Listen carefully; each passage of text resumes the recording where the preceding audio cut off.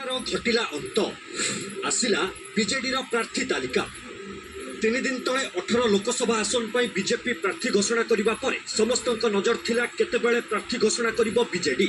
सबु कल्पना जल्पनार अंत घटाई प्रथम पर्याय प्रार्थी तालिका घोषणा करिसेंती दलर सुप्रीमो नवीन पट्टनायक।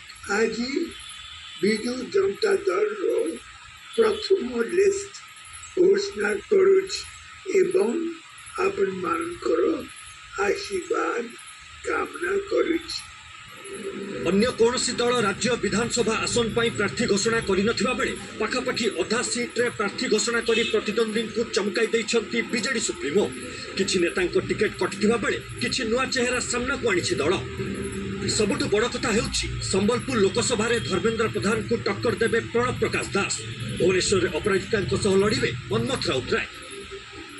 संबलपुर श्री प्रणव प्रकाश दास, भुवनेश्वर श्री मनमथ राउतराय, कोरापुट श्रीमती कौशल्या एकाका।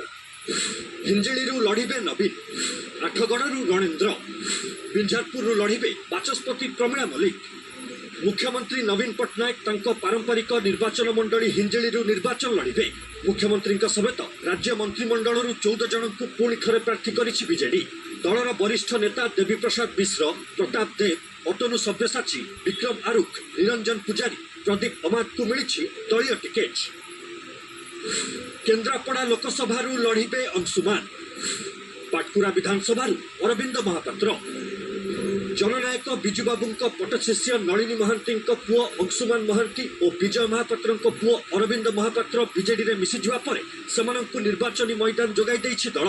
तेबे अंशुमान को तांकर राजनगर विधानसभा आसन मिली नाही। केन्द्रापड़ा लोकसभा से प्रार्थी होइछंती, किंतु विजय महापात्र निर्वाचन मंडली भावे जनाशुना